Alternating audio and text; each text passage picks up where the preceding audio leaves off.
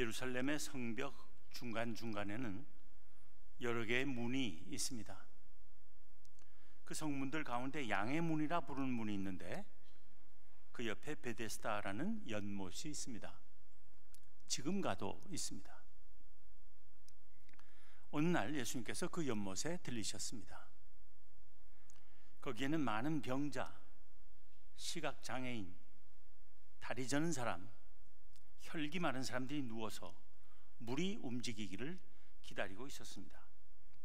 왜냐하면 천사가 가끔 못에 내려와 물을 움직이게 하는데 물이 움직인 후에 먼저 들어가면 어떤 병에 걸렸든지 낫게 된다고 사람들이 믿고 있었기 때문입니다.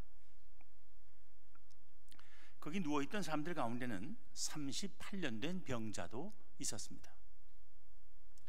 예수님께서는 그 사람에게 다가가 물으셨습니다.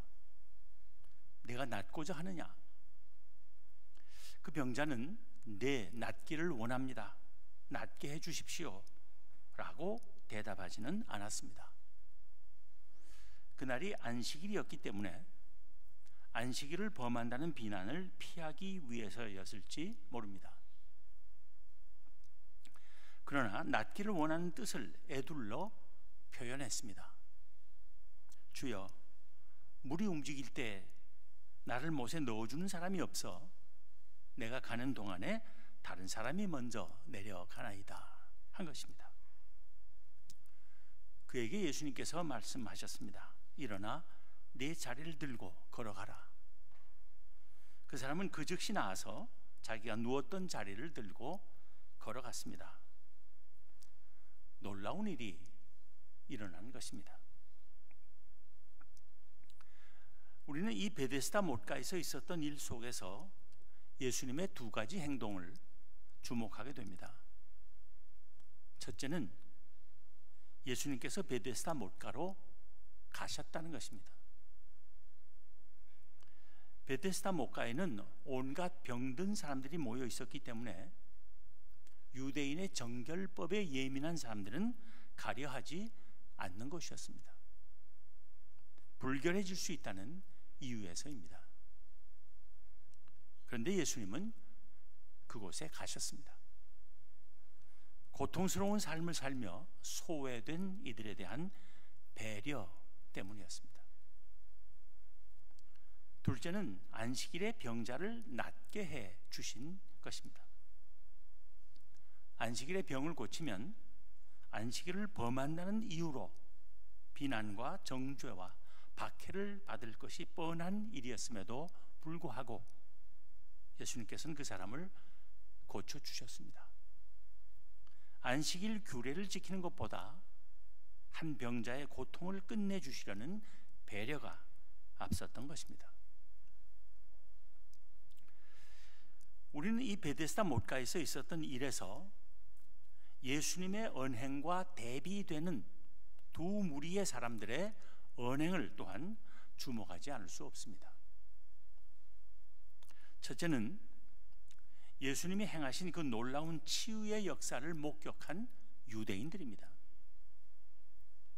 그들은 38년 동안이나 앓던 사람이 깨끗이 나아 걸어가는 것을 보고도 기뻐하거나 축하하거나 감사하지는 않고 병 나은 사람에게 말하기를 안식일인데 내가 자리를 들고 가는 것이 옳지 아니하니라 했습니다. 그가 답하기를 나를 낫게 한 그가 자리를 들고 걸어가라 하더라 하자 그들은 그에게 묻기를 너에게 자리를 들고 걸어가라 한 사람이 누구냐 했습니다. 그것은 아무도 못 고치는 병을 고쳐주신 데 대해 감사하다고 말하기 위해서가 아니었습니다. 그것은 분명 왜 안식일에 병을 고치는 일을 해서 안식일을 범하느냐고 비난하고 정죄하기 위해서였을 것입니다. 아닌 게 아니라 병을 고친 이가 예수님이심을 안 유대인들은 안식일에 그런 일을 행한다고 예수님을 박해하게 되었습니다. 그뿐 아니라 예수님께서 그들에게 대답하시기를 내 아버지께서 이제까지 일하시니 나도 일한다 하자. 유대인들은 예수님이 안식일을 범할 뿐만 아니라 하나님을 자기의 친아버지라 하여 자기를 하나님과 동등으로 삼는다고 예수님을 아예 죽여버리려 했습니다. 안식일에. 그들에게는 오랜 세월 고통 가운데 산 병자에 대한 배려나 그를 불쌍히 여기시고 고쳐주시는 예수님을 이해하려는 노력이 전혀 없었던 것입니다. 우리가 주목할 둘째 무리는 베데스다 못가에 모여있던 병자들입니다. 38년 된 병자는 예수님께 말하기를, 주여, 물이 움직일 때 나를 못에 넣어주는 사람이 없어 내가 가는 동안에 다른 사람이 먼저 내려가나이다 했습니다. 거기 모인 병자들이 다 그 나름대로의 장애를 갖고 있었지만 그 중에서도 그가 가장 불리한 신체 조건을 지니고 있었던 것 같습니다. 그래서 그는 생존 경쟁이라 할 수 있는 치유 경쟁에서 늘 쓰디쓴 패배와 좌절을 겪으며 무려 38년을 살아왔던 것입니다. 그런데 여기서 우리는 베데스다 못가에 모여 있었을 병자들의 심리 상태를 한번 생각해 볼 필요가 있습니다. 물론 그들이 다 병이나 장애를 갖고 있었고, 그래서 어떻게 해서라도 빨리 낫고 싶은 갈망이 말로 다 할 수 없이 컸으리라고 짐작을 할 수 있습니다. 하지만 그러다 보니까 그들에게는 다른 병자들에 대한 배려가 없었을 것이라는 생각을 하게 됩니다.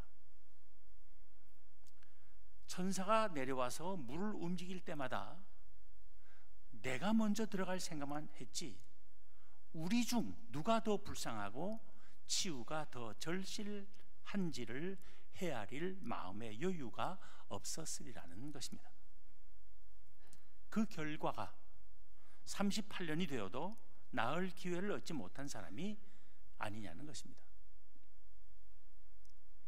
만일 서로 다른 이들을 배려할 줄 알고 그래서 순번을 정해서 그 순서대로 한 사람씩 물에 들어가게 함께 도와주었다면 38년씩이나 물에 못 들어가서 고통의 세월을 연장하고 있을 사람은 한 사람도 없었을 것이라는 말입니다. 다른 이에 대한 배려 없음이 자기를 포함해 모두를 불행하게 만들고 있었을 것이라는 말입니다. 배려는 남을 생각하고 그의 입장에 서서 그를 이해하며 그에게 도움이 되고자 하는 마음가짐입니다. 배려, 그것은 사랑의 다른 이름입니다. 말로만 하는 사랑, 상대방의 생각이나 감정이나 의사는 고려하지 않고 일방적으로 하는 사랑, 그래서 남을 불편하게 하고 부담스럽게 하며 불쾌하게 만드는 사랑은 진정한 사랑이라 할 수 없습니다.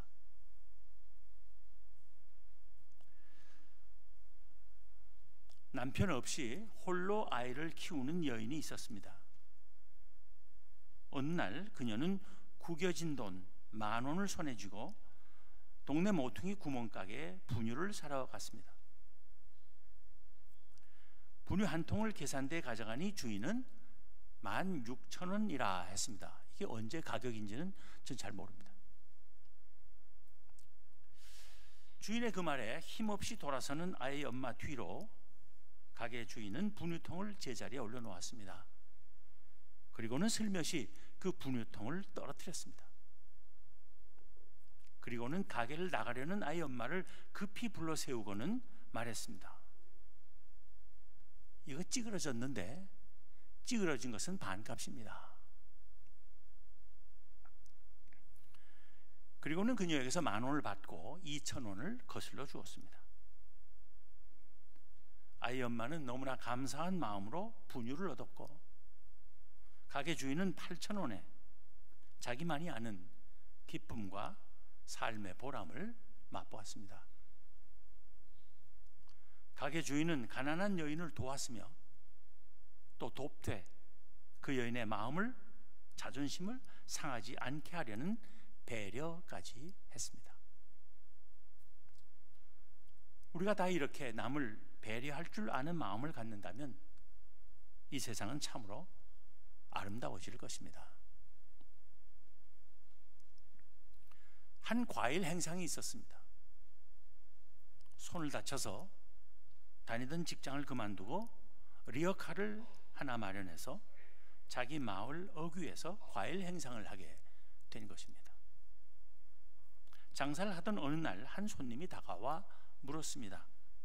이 사과 얼마죠? 행상이 1,000원에 2개 드립니다 하고 대답하자 그 사람은 3,000원을 내고 사과를 고르는데 작은 것, 시든 것, 못생긴 것, 상처난 것들만 6개를 골라서 봉투에 담아갔습니다. 며칠 후 그 사람이 또 와서는 사과를 사는데 역시 작은 것, 시든 것, 못생긴 것, 상처난 것들만 골라갔습니다. 그 사람이 3번째 사과를 사러 오자 이번에는 행상이 먼저 말했습니다. 손님, 이왕이면 좋은 것으로 좀 고르시죠. 그런데 그 사람은 행상이 하는 말을 듣고도 그저 웃는 얼굴로 여전히 작은 것, 시든 것, 못생긴 것, 상처난 것들만 골라 담았습니다. 그리고는 말하는 것이었습니다. 그래야 남은 사과 하나라도 더 파시지 않겠습니까? 저도 어렵게 살지만 댁은 더 어려워 보이시네요. 그래도 힘내세요. 하늘은 스스로 돕는 자를 돕고 하늘이 무너져도 솟아날 구멍은 있다 하지 않습니까? 그 말을 듣는 순간 그 행상은 숨이 멈추는 것 같았습니다. 그리고 그만 눈물을 보이고 말았습니다. 그는 속으로 말하기를 아직은 세상에 이렇게 아름다운 사람이 있구나 했습니다. 사과 봉지를 들고 돌아서 가는 그 사람의 뒷모습이 그렇게 아름다워 보일 수가 없었습니다. 그 행상은 자기도 모르게 더 열심히 살아야겠다는 다짐을 할 수 있었습니다.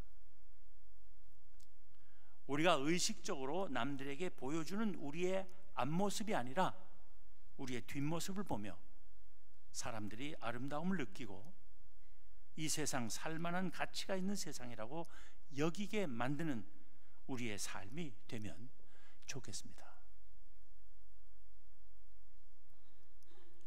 실화인지 아닌지는 모르겠지만 아무튼 의미 있는 교훈을 주는 이야기 하나를 더 할까 합니다. 어떤 사람이 세 아들에게 다음과 같이 유산 분배의 뜻을 남기고 죽었습니다.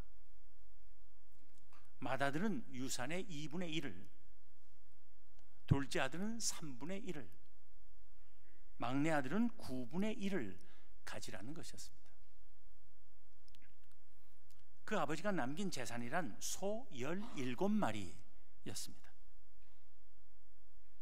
그 아버지는 그 소들을 나누되 죽이지 말고 산채로 나누어 가지라는 말 한마디를 유언에 덧붙였습니다.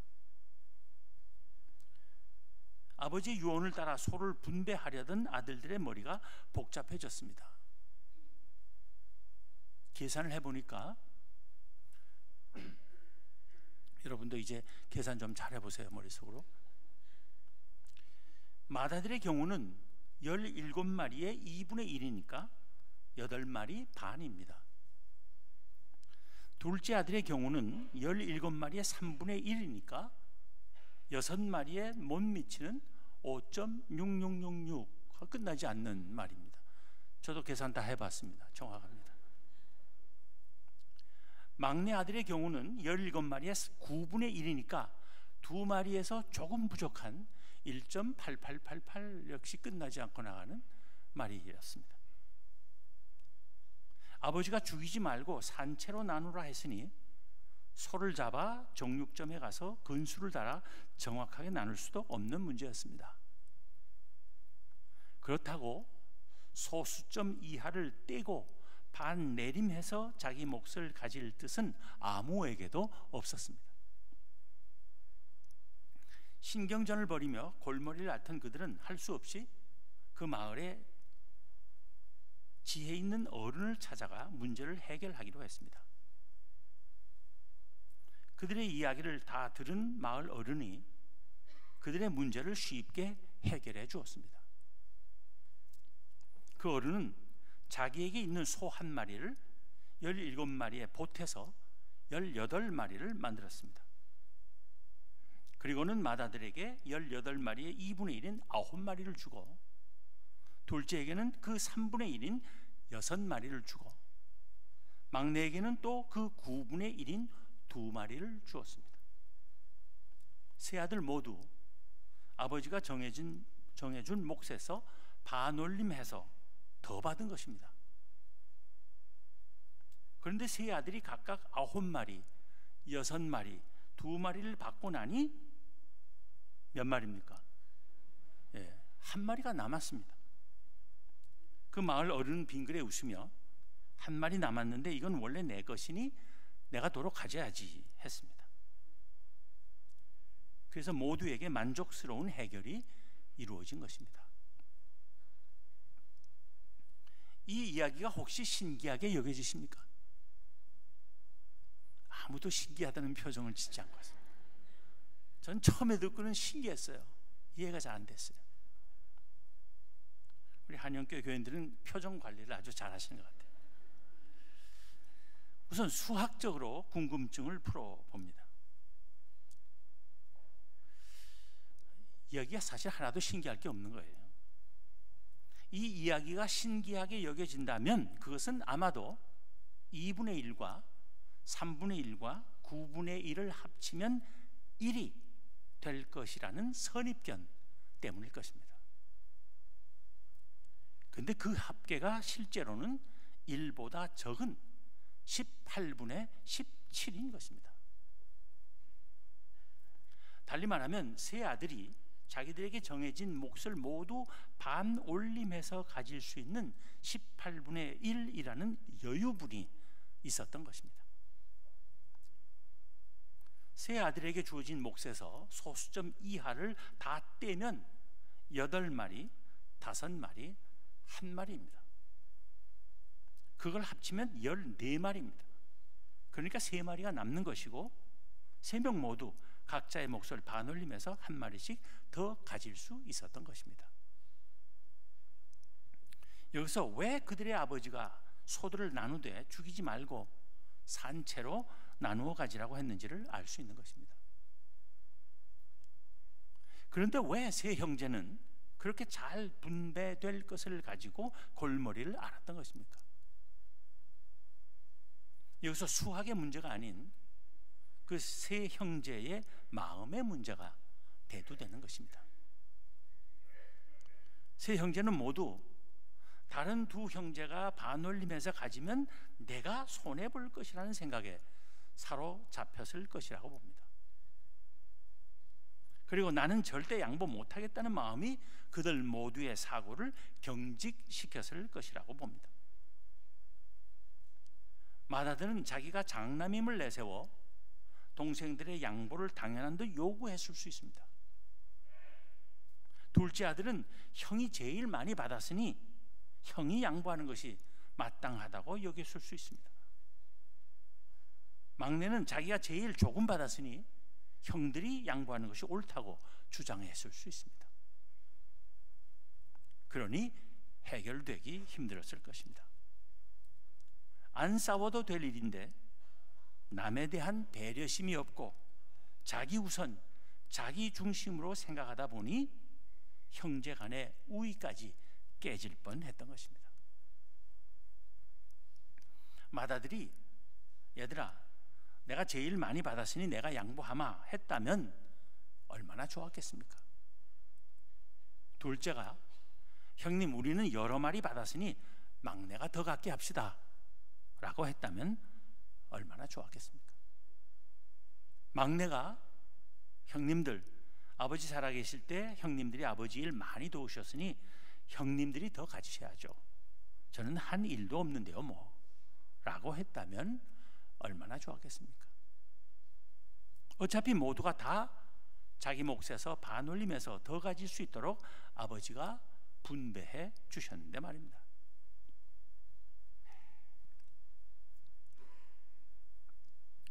예수님의 천국 비유 말씀 중에 포도원의 품꾼들 비유 말씀이 있습니다. 어떤 사람의 포도원에서 일꾼들이 일을 했습니다. 그런데 일꾼마다 일한 시간이 많이 달랐습니다. 어떤 사람들은 이른 새벽에 불려와서 해 질 때까지 하루 종일 12시간을 일했고, 어떤 사람들은 9시간을 일했으며, 또 어떤 사람들은 6시간, 또 어떤 사람들은 3시간, 그리고 어떤 사람들은 단 1시간밖에 일하지 않았습니다. 포도원 주인이 제일 먼저 와서 하루 종일 일한 사람들과 약속한 품삯은 한 데나리온이었습니다. 그런데 일이 다 끝나고 품삯을 줄 때 보니 늦게 온 사람이나 일찍 온 사람이나 다 한 데나리온씩을 받은 것입니다. 그러자 일찍 와서 일 많이 한 사람들이 본래는 제일 먼저 일하도록 부름을 받았으니 누구보다도 감사해야 했고, 약속한 대로 품삯을 받았으니 불평할 이유가 없는 사람들이었음에도 불구하고 오히려 주인에게 원망을 터뜨렸습니다. 불공평하고 잘못된 처사라는 것입니다. 그런데 포도원 주인은 왜 1시간밖에 일하지 않은 사람에게도 12시간을 일한 사람과 똑같이 품삯을 주었겠습니까? 그것은 그들에게도 먹여 살려야 할 가족이 있다는 사실을 알고 있었기 때문 아니겠습니까? 만일 자기들보다 적게 일한 사람들이 자기들과 같이 품삯을 받는 것이 부당하다고 항변하는 사람들의 계산을 따른다면 제일 늦게 와서 1시간밖에 일하지 않은 사람은 12분의 1 데나리온을 받았어야 합니다. 그랬더라면 불평과 원망이 없었을 것입니다. 그러나 그렇게 되면 1시간밖에 일하지 못한 사람의 가족은 단 한 사람만, 그것도 한 끼밖에는 먹을 수가 없었을 것입니다. 왜냐하면 그 당시 한 데나리온은 4명을 기준으로 한 식구의 하루 생활비에 해당하는 돈이었기 때문입니다. 그러니 불평하며 원망한 자들의 주장은 합리적일지는 몰라도 대단히 무정하고 가혹한 주장이었던 것입니다. 사실은 그들이 앞장서서 주인에게 나아가 저 주인님, 저기 저 사람들 말입니다. 저들이 일한 시간은 짧지만 저들도 하루 종일 아침부터 나와서 일을 기다렸던 사람들이고 저들에게도 먹여 살릴 식구들이 있는데 죄송하지만 저들에게도 저희와 같이 한 데나리온씩 주시면 안 될까요? 라고 간청해 봤어야 하는 것입니다. 포도원 주인은 그것을 이미 알고 있었기 때문에 비록 일한 시간들은 다 달라도 모두가 집에 돌아가 가족들을 다 먹일 수 있도록 선처했던 것입니다. 포도원 주인이 아주 잘했음에도 불구하고 불평하고 원망한 사람들은 왜 그랬겠습니까? 자기중심적이며 이기적인 사고에 사로잡혀 있어서 다른 사람에 대한 사랑의 관심과 배려가 일어날 수 없었기 때문입니다. 그래서 포도원 주인의 선한 일을 이해할 수 없었던 것입니다. 이 비유 말씀에서 포도원 주인은 하나님을 가리킵니다. 그리고 포도원은 하나님의 나라를 상징한다고 볼 수 있습니다. 예수님께서는 이 비유 말씀을 통해서 하나님 나라의 백성으로 부르심을 받은 우리 또한 하나님의 마음을 품기를 원하셨다고 봅니다. 서로 남을 배려하며 살기를 가르치신 것 아니겠습니까? 죄 때문에 비인간화 되어버린 사람들을 다시 사람다운 사람 되게 하시기 위해서 하나님의 아들 예수 그리스도께서 이 세상에 오시고 우리 대신 십자가를 지셨습니다. 하나님의 사랑입니다. 그 사랑을 받아들이고 그 사랑을 본받아 사는 것이 우리가 참 사람 되는 길입니다. 그리고 사랑의 다른 이름은 배려입니다. 남에 대한 배려 없음은 많은 불필요한 갈등과 분란을 낳을 수 있습니다. 반면에 남에 대한 작은 배려가 아름다운 역사를 이룰 수 있는 것입니다. 교회 안에서 38년이 넘도록 해결되지 않는 골치 아픈 문제나 고질병이 있다면 혹 나에게 남에 대한 배려가 없어서 그런 것이 아닌가를 각자 돌아볼 수 있기를 바랍니다. 부서 이기주의가 교회 전체를 경직시키거나 마비시킨 때문이 아닌지 살펴볼 수 있기를 바랍니다. 서로 상대방을 배려함으로써 조화롭고 화목한 믿음의 공동체를 이루어갈 수 있기 바랍니다. 우리 모두 배려 깊은 사랑을 실천하기를 더욱 힘쓰며 모두가 행복한 삶을 살아갈 수 있기를 기원합니다. 기도하겠습니다. 하나님 감사합니다. 벌레와도 같고 먼지와도 같은 저희들인데 저희들을 사랑하셔서 유일하신 친아들 예수 그리스도를 이 세상에 보내시고 저희 대신 십자가에 달려 돌아가시게 하시고 그 십자가의 은혜로 저희를 용서하시고 저희의 모든 죄를 사하시고 저희를 하나님의 자녀, 하나님 나라의 백성으로 삼아주신 그 놀라운 은혜를 생각하며 다시 한번 감사와 찬송과 영광과 존귀를 하나님께 올립니다. 하나님, 저희들에게 예수 그리스도의 심장을 심어주시고 그의 사랑을 크게 힘입은 저희들이기에 그 사랑을 조금이라도 실천하며 남을 배려할 줄 아는 삶을 삶으로써 이 한영교회가 사랑이 넘치는 믿음의 공동체가 될 수 있도록 은혜 위에 은혜를 더하여 주옵소서. 우리 주님 예수 그리스도 이름으로 감사하며 기도하옵나이다. 아멘.